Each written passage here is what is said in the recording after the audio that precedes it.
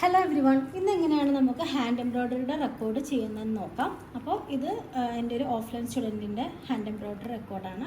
അപ്പോൾ ഇതുപോലത്തെ ഒരു ലീഫ് ഫയലിലാണ് നിങ്ങൾ റെക്കോർഡ് ചെയ്യേണ്ടത്. ഓക്കെ, അപ്പം നിങ്ങൾ എത്ര സ്റ്റിച്ചസ് ആണോ കംപ്ലീറ്റ് ആക്കിയത് അതിനനുസരിച്ചുള്ള ലീഫുള്ള ഫയലാണ് വാങ്ങിക്കേണ്ടത്. ആദ്യം തന്നെ ഫയൽ വാങ്ങിക്കരുത്.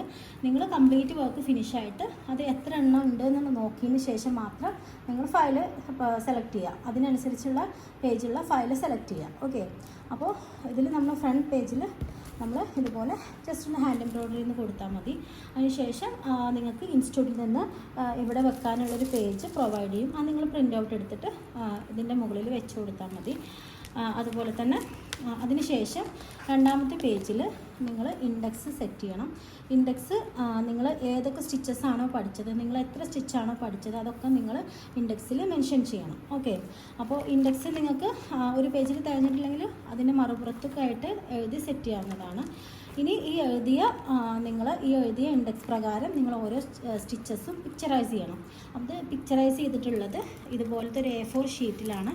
ഈ ഒരു ലീഫ്ലെറ്റ് A4 സൈസാവും ഉണ്ടാവുക. അതുകൊണ്ട് തന്നെ ഒരു A4 ഷീറ്റ് എടുത്തിട്ട് ഇതുപോലെ നിങ്ങൾ ക്ലോത്തിൽ നിങ്ങൾ പിക്ചറൈസ് ചെയ്തതിന് ശേഷം ആ ക്ലോത്തിൻ്റെ നടുവിൽ നിങ്ങൾ ഇതുപോലെ സ്റ്റിക്ക് ചെയ്തിട്ട് മുകളിൽ പേര് എഴുതുക. ഓക്കെ, അങ്ങനെയാണ് ഇൻഡെക്സ് സെറ്റ് ചെയ്യേണ്ടത്. അതിന് ശേഷം അപ്പോൾ ഇത് നമ്മുടെ ഫസ്റ്റ് സ്റ്റിച്ചാണ്, റണ്ണിങ് സ്റ്റിച്ച്.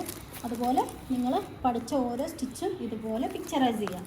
ഓക്കെ, ഇങ്ങനെയാണ് നമ്മളുടെ റെക്കോർഡ് സെറ്റ് ചെയ്യേണ്ടത്. എല്ലാ സ്റ്റിച്ചസും ഇതിൽ ഇൻക്ലൂഡ് ചെയ്യാം. നിങ്ങൾക്ക് ഇഷ്ടമുള്ള പിക്ചേഴ്സ് സെലക്ട് ചെയ്യാം. നിങ്ങൾക്ക് ഇനിയിപ്പോൾ നെക്കിൻ്റെ ചിത്രം വരച്ചിട്ട് അതിൽ ചെയ്യണമെന്നുണ്ടെങ്കിൽ അങ്ങനെ ചെയ്യാം. അല്ലെങ്കിൽ ജസ്റ്റ് ഒരു സ്ലീവിൻ്റെ ഒരു രൂപം വരച്ചിട്ട് അതിലും വേണമെങ്കിൽ ചെയ്യാം.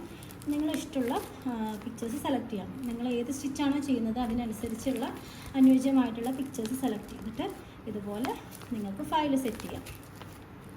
ഇങ്ങനെയാണ് നമ്മൾ ഹാൻഡ് എംബ്രോയ്ഡറിൻ്റെ ഫയൽ സെറ്റ് ചെയ്യേണ്ടത്. ഓരോ സ്റ്റിച്ചസിൻ്റെ മുകളിലും നിങ്ങൾ പേര് മെൻഷൻ ചെയ്യുക. ഇതുപോലെ ഭംഗിയിൽ ബോർഡേഴ്സ് കൊടുത്ത് കളറൊക്കെ യൂസ് ചെയ്തിട്ട് നല്ല ഭംഗിയാക്കിയാലും കുഴപ്പമില്ല. ഇതുപോലെ നന്നായിട്ട് ചെയ്യാം.